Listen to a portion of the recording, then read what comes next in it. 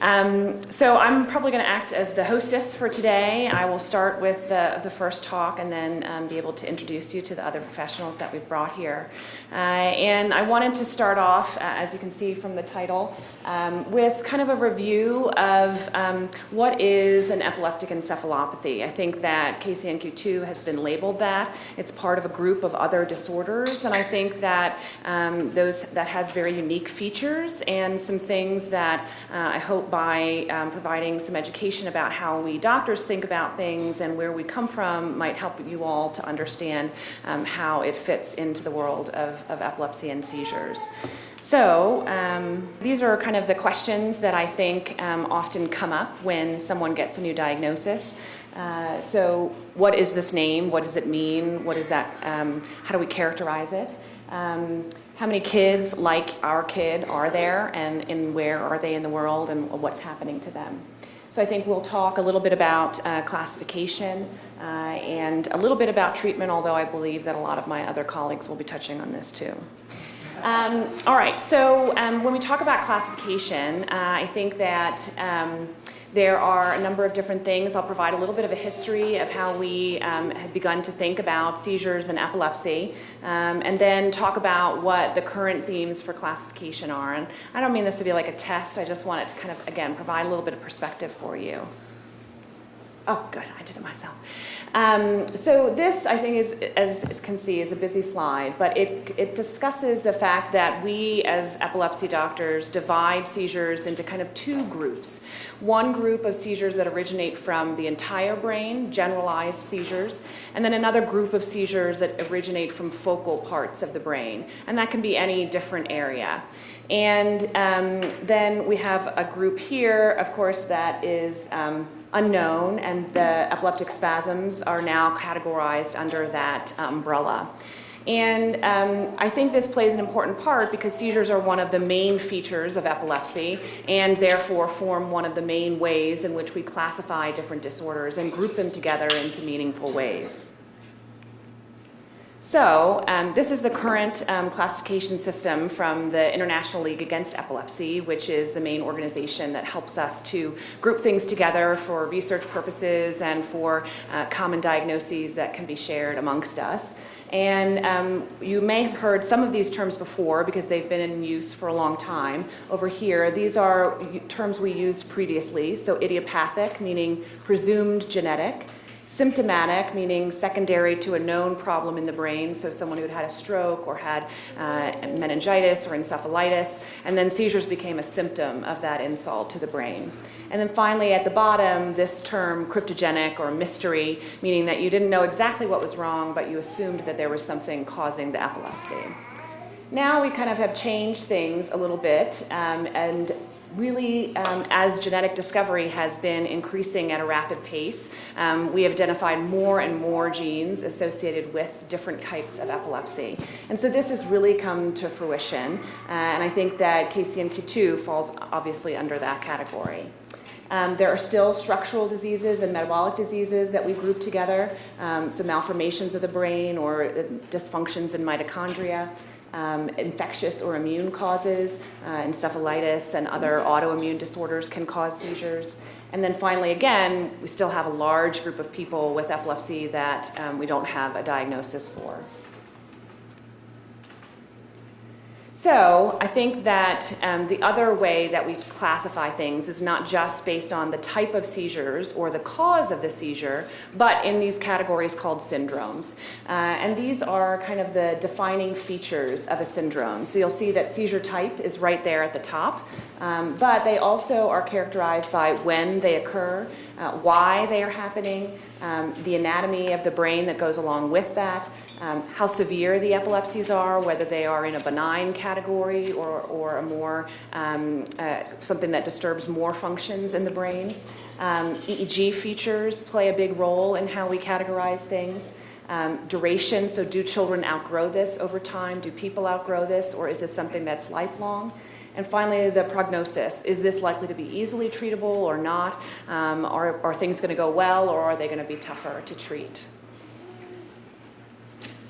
So this is kind of our current list of epilepsy syndromes that we know about, and it's again a lot of information, but I think that the important parts are what I've highlighted here in red, that these are syndromes where I think probably a lot of patients with KCNQ2 have gotten a label before they may have had their diagnosis, or they may have many of the features of one of these disorders, and these are the main epileptic encephalopathies, and you may have heard of them before. So, and we'll talk a little bit about them. So Ohtahara syndrome here, under things that begin in the neonatal period.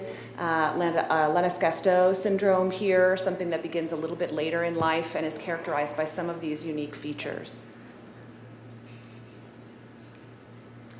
So, but I think that the story is changing. We have categorized these things based on all of these features. Do kids have the same this or that? Do they have the same EEG or the same seizure types, and they were around the same age? But I think that as we are doing more and more genetic discovery, the picture is actually becoming one where people are categorized based on the ultimate diagnosis and etiology of what's going on with their child.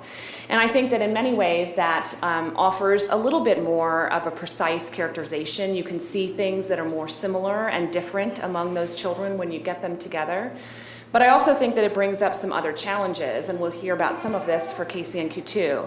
And I bring up the example as a parallel of SCN1A, which is a channel disorder in a different channel, a sodium channel. And those children can be affected by both a benign disorder called generalized epilepsy with febrile seizures, which gives them a few seizures with fever when they're younger, perhaps a little bit of epilepsy that could be easily treated when they're older, and they tend to have quite a benign developmental course and do relatively well. On the other end, though, this mutation is also associated with Dravet syndrome, which is a very severe epilepsy that begins in early infancy which is associated with developmental issues. And I think that that story is very similar for KCNQ2, and I think Sarah will talk a little bit more about that, that we have a disorder ranging all the way from a few seizures in the neonatal period with normal development all the way to epileptic encephalopathy, which is what we'll talk about a little bit more. And I think it's really important to try and figure out why that difference occurs. What is the reason why the same gene can cause such a benign problem and such a severe problem? And I think that some of that can be figured out by looking at the mutations, and I think Ed will talk a lot about this, about which mutations have been associated with the benign condition, which with the severe, and there are very important differences there that I think are a key to unlocking some of this. But I also think that we need to understand what are the clinical parts of this and how does that relate to what's happening in the brain. And figuring that out is, I think, one of our biggest challenges. So here's that word again, encephalopathy, and I think that it's important to touch upon that. That's in the name of what we're all here to talk about. And it just means, I think it's from Greek, and it means a diffuse dysfunction of the brain. It's not very specific. It's applied to a lot of different terms, a lot of different causes, but for us it is associated with epilepsy and developmental problems, and I think that's very characteristic of the epileptic encephalopathies, and that's what we'll talk about next. So they are relatively unique as a syndrome in epilepsy, and these are the features that we think about. Again, age dependent. So we talked about all of those different syndromes, and one of the characteristics was the age at which they started, and that's very true also for the epileptic encephalopathies. They have very unique types of frequent seizures, which is very different from other children who are affected by epilepsy that may have a seizure every month or a seizure every 2 months. These are seizures that happen multiple times per day. The EEG findings are very characteristic, and the EEG in between seizures, so the interictal EEG, is very important and very characteristic of these disorders. They are often very difficult to treat. And they are frequently associated with developmental either stagnation or regression or problems with that process in the brain. So here is kind of a clinical or kind of a cartoon picture of some of those disorders. And you can see that they line up here based on age. So in infantile period, we have Ohtahara syndrome, characterized by frequent tonic seizures and a burst suppression EEG. And we'll look at EEGs in a few minutes. and also early myoclonic epilepsy, or EME, characterized by frequent myoclonic seizures or slight twitches or jerks, as well as this burst suppression EEG, which is much more common in the infant period of things. The next disorder is West syndrome, which is named after a physician from the 1800s who noticed that in his own son. It is characterized by epileptic spasms and a background of hypsarrhythmia on EEG. Again, we'll see an example of that in a couple of slides. And finally, Lennox-Gastaut syndrome being the one that occurs in early childhood, characterized by multiple seizure types, and these are all those generalized seizure types that we talked about. Tonic seizures or stiffening of the muscles, atonic seizures, sudden drops to the ground, generalized convulsions, and then prolonged periods of atypical absence where children can kind of be in a fog, having frequent seizures back to back. And this is characterized by a slow spike and wave EEG. So spike and wave complexes happening a couple of times per second on a regular basis. So you say, well, why do these children have not just seizures but other problems with development? And I think that's a really complicated question that we are trying to figure out. I think that there is some thought that seizures may have consequences for a developing brain in infancy, and that may result in some changes that cause some of those problems, or the prolonged postictal periods where children are recovering from seizures and may not be learning and developing, and functions may not be going at the right speed. There are often frequent episodes of status epilepticus for these children, and that can cause some injury. Medications, I think, certainly play a role, and we'll talk a little bit about that in treatment at the end. And then finally, the underlying problem, how does that fit into things, and how is that affecting brain development? And I'll probably talk about that a little bit more tomorrow as well. So if we use, again, Dravet syndrome as an example, when they looked at children with this disorder, and a small number again, also pretty rare, children had problems with development even without having very active seizures. So what was more important was the age of seizure onset, but on the other hand, they did feel that when the seizures presented themselves, that's when most of these problems kind of reared their ugly heads. And so I think that in KCNQ2, something different is that some of those cognitive issues may often persist even after the seizures have resolved. And so it's important to understand what are those other mechanisms at play, because it's important to treat not just seizures, but other aspects of this as well. So here was a slide of those EEGs that we were talking about. Here in the upper left-hand corner, you can see a normal EEG, and these are all at the same voltages, same kind of sensitivity. And you can see nice, kind of organized waves here, the red being right and the blue being left, and they look pretty much the same, and they're nice and active. This is the hypsarrhythmia EEG associated with infantile spasms. We often, in our literature, refer to it as kind of chaos within the brain.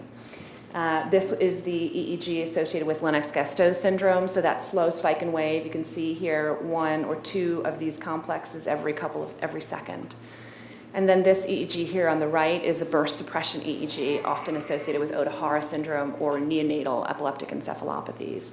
Again, a lot of activity, quiescent periods of the brain, and all of these are thought to be mediated by interactions between the cortex, where the neurons live, and deeper parts of the brain, and some desynchronization there and abnormal activity. So I think that one wonders, could that be the source of what's going on with development? Is there any evidence to suggest that getting that to go away would somehow kind of help things?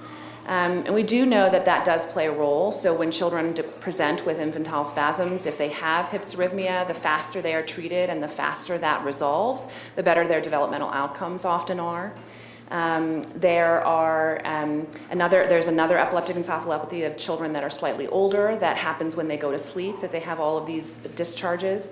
And unfortunately, when those are treated successfully, not all of the developmental consequences resolve. So it's not the whole story. And I think it's possible that specific mechanisms may be unique to each one of these, and it's our job to kind of unravel that. So, medications, what's the contribution of medications to some of this encephalopathy? And I think certainly we know that using more medications has more side effects than using less medications. That's not really a controversial point. Unfortunately, a lot of our medications do not act specifically to suppress seizure activity. They kind of act as general suppressants of brain activity, and therefore they often cause cognitive problems, slowing, thinking issues. I think that's slightly less with some of the newer medications as opposed to some of the older medications, but not absent. But I think also age is really important. So children who are treated with these anticonvulsants early in life may have different side effects than children who are treated later. I think that there are some medications that can be used to affect that EEG and make it a little bit better, but I don't know that they are very effective at it because I don't think that they're necessarily targeted to do that. But I think that might be an area that we could expand. And then finally, I think, yes, certainly medications have their downside and are potentially contributing to some of this, but I don't know that they're any worse than seizures. And so it's kind of hard to make some of those decisions, and we'll talk about that a little bit at the end. So I think that the more important cause and some of the things that we are beginning to learn is that the underlying genetics of some of these things have more of an important role in how the brain develops, how connections are made, and how ultimately the processes that it's designed to do can take shape. I think, as we said before, there's a spectrum of severity, and so we need to understand how does that happen, and it could be because of each of the mutations, as we talked about, or we're looking a lot now into modifier genes, so potassium channel problem, but you also have a background of genetics in other brain functions that can play a role in how this is taking shape. So I think in SCN1A, again, as an example, the type of mutation for many of these children within the same group did not really seem to have too much of an effect in some of the papers. And when they followed in this cohort that I talked about before, 2 children, each of whom had a mutation that ended the ability of the body to make that protein, that channel, they followed them along. One had horrible seizures, and the other one didn't do so bad with seizures, and yet they had kind of the same mutation. So it's again not the whole story. It's probably a very complex picture. So I think that the goal is obviously to find kind of a specific piece of information about each child and each gene and each function to see if we can put all of this kind of together.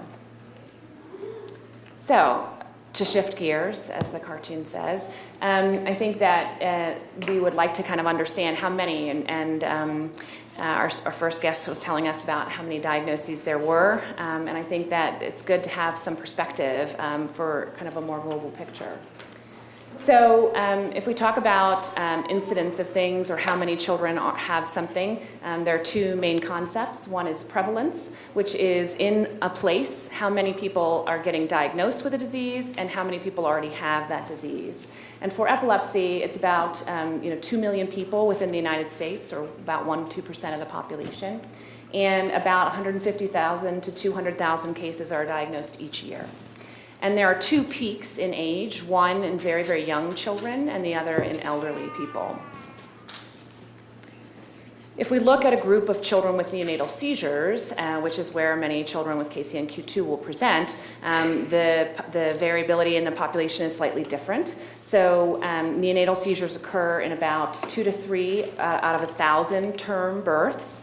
A slightly higher number of preterm births, most often because those babies can struggle and have some more issues surrounding birth that can result in seizures. And so most of those children present within the first couple of weeks if they're going to have neonatal seizures, and most often in the first couple of days. And then finally down here, I looked at this particular study that looked at what are the causes of seizures in such young infants. And the majority are here in acquired insults. So these are babies that have a difficult birth, they get stuck, they have to be delivered by C-section, the mom's in a car accident, these kinds of things. And that can often result in seizures, and that's a fair percentage. Many children can have an abnormality in how the brain is formed that can be easily picked up on MRI, and that accounts for kind of another large percentage. This is metabolic disorders, so disorders of energy metabolism. And then there's this whole category, 52%. And this is where I think that genetic causes, including KCNQ2, come. So it's a bigger percentage of neonatal seizures, even though neonatal seizures are probably a very small percentage of epilepsy in total. So if you think, well, that's neonatal seizures, what about these epileptic encephalopathies that we've been talking about? How common are they? And there are a couple places that have looked at that, and it looks like it's 1 in 1,000 or 1 in 100,000 in Japan and 1 in 50,000 births in the United Kingdom. Lennox-Gastaut syndrome, which it occurs again in slightly older children, and this was done in Helsinki, where they have kind of community-based medicine and can do a lot of population-based studies. The incidence of Lennox-Gastaut was 2 in 100,000 over this 10-year period, so pretty rare. Epileptic encephalopathies in general, and Lennox-Gastaut, are thought to account for about 4% of children with epilepsy. And this was in Atlanta, this percentage, so less than 1% of the children, less than even 0.5% of children in Atlanta. Many epileptic encephalopathies that are more prevalent in males than they are in females. I'm not exactly sure why that is. So a lot of information about how frequent these things are happening is now coming from large groups of patients with undiagnosed epileptic encephalopathies who are being screened for the new genes that we are discovering, every week, every day. I think that is giving us some information that about 10 to, and I don't know where I got the 70 number, but at least about 10% of the time you can find some sort of diagnosis for many of these kids if you screen a number of them. So the last thing that I wanted to touch on briefly was what is the kind of treatment strategy, then what should we do about all this? Obviously, I think that we as the physicians and the scientists have a lot of work to do, but I think that we also have some things that we can target relatively easily now for treatment. And I think that most children with epileptic encephalopathies, as we said, fall into this difficult to treat category, and that becomes a place where a lot more research is needed. So I think that the goal for treatment is obviously to minimize seizures, to minimize side effects, to realize that epilepsy and many of these epileptic encephalopathies are not just seizures. They are also behavior and development and sleep, other issues that can travel along with epilepsy in many of the children. There are now many more specific medications designed for some of these epileptic encephalopathies. So Banzel and Onfi having just come out, being targeted towards many of the seizure types that are present in Lennox-Gastaut syndrome. And so I think trying to take a more targeted approach with the tools that we have can be more effective. Kind of paying attention to the side effect profile and choosing medicines that have less of a cognitive poor effects that would be good. And then considering adjunctive therapy early for children when they don't respond to medications, since we know that many of those can have less cognitive depressant side effects than some of the standard anticonvulsants. To minimize polytherapy and to be cautious about treating the EEG. As I said, I think it probably contributes to some of what's going on in this encephalopathic picture, but I don't know that it's always good to go chasing after it if we don't have the proper tools. These were just some of the adjunctive treatments, some of the things that had a little bit more severe cognitive side effects and medicines that can be associated with changes in EEG. So I think that we had talked about early diagnosis, appropriate treatment. The causes of encephalopathy are probably multifactorial. And the best way to know what some of those issues are is to try and do more characterization and get testing. I think that early intervention, and our hope is that, as in Dravet again for that parallel, reduction of seizures and treatment early may lead to changes in outcomes. So In summary, we had the syndromes based on common features, but that may be changing, and now we may be classifying things more based on genetic diagnoses. That KCNQ2 kind of fits into this concept of epileptic encephalopathies that we'll talk about, and that we should try as best as we can to tailor our treatment and to hopefully develop more treatments that are more targeted. And I think that's some of the things that other people are going to talk about today and tomorrow. So that was it.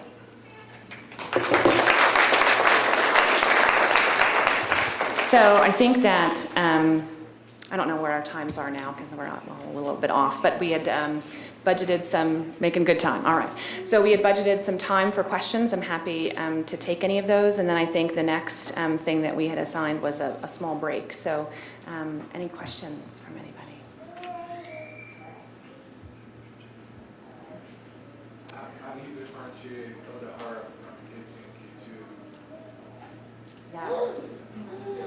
Yeah, the question was how to differentiate Odahara from KCNQ2, and I think that's hard because I think many children with KCNQ2 can present with many of the features of Odahara syndrome when they begin having seizures early, when their EEG is more severe, and so I think sometimes that is time and seeing how things turn out over the course of months to years. Obviously, we now have technology where we can do testing for children at young ages and characterize that and give a slightly different path for those kids. And I think that will probably be the way that it's done from now into the future.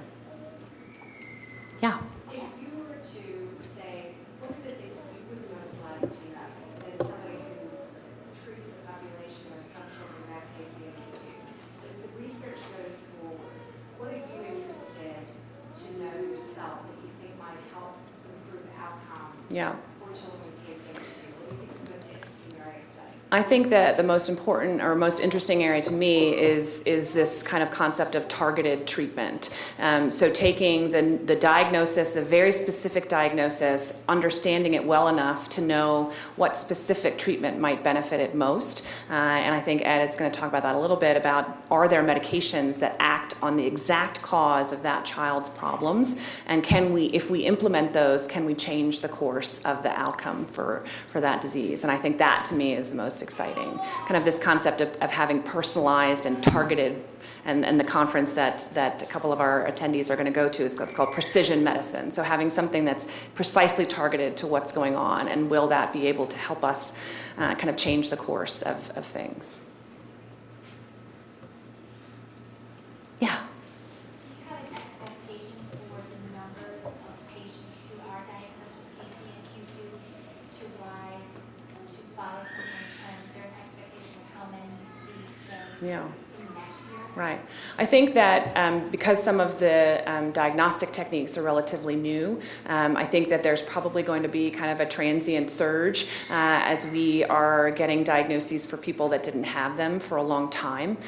So as you had mentioned, things where children haven't been diagnosed for years, and they're going to come into their neurologist's office, they're going to have the ability to get tested, and that's going to happen, and then they're going to get a diagnosis.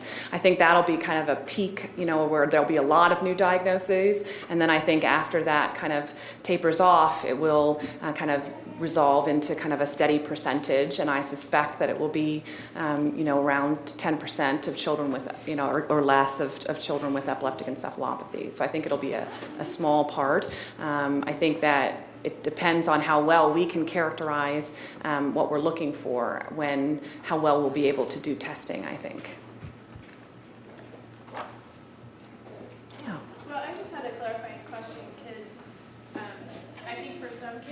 It's probably a true statement that you can differentiate between KCNQ2 and Odahara, but then I would say that there are other kids that, yes, it's Odahara syndrome, and KCNQ2 is one of the many genetic causes that have been identified. Is that correct? Mm-hmm.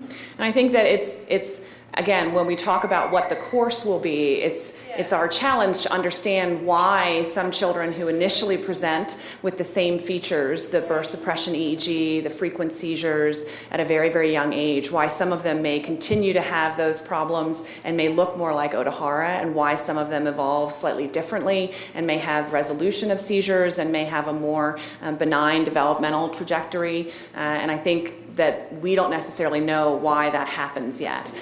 So I think they can look very, very similar at the beginning, and then sometimes they'll kind of branch, in different directions. And it's again, it's our challenge to figure out why that happens.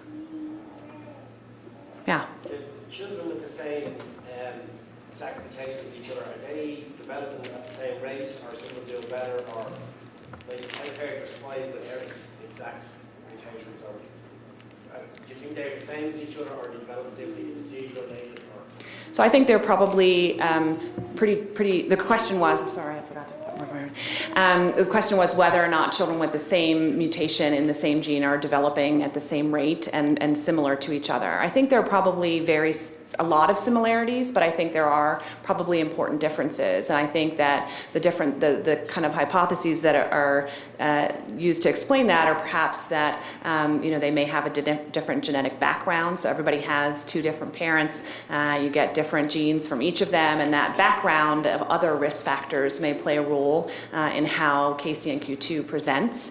And that's again true for some of the other disorders that we're learning about. And then I think probably seizures and treatment may play a role in how things evolve differently.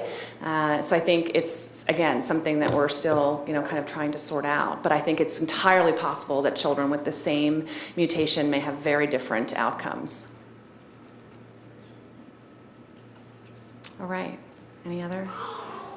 Yes, that's a good question. So I think now we're about ready to have a break. So I think it was we were allotted 15 minutes. 2:45, we're saying. Okay, thanks.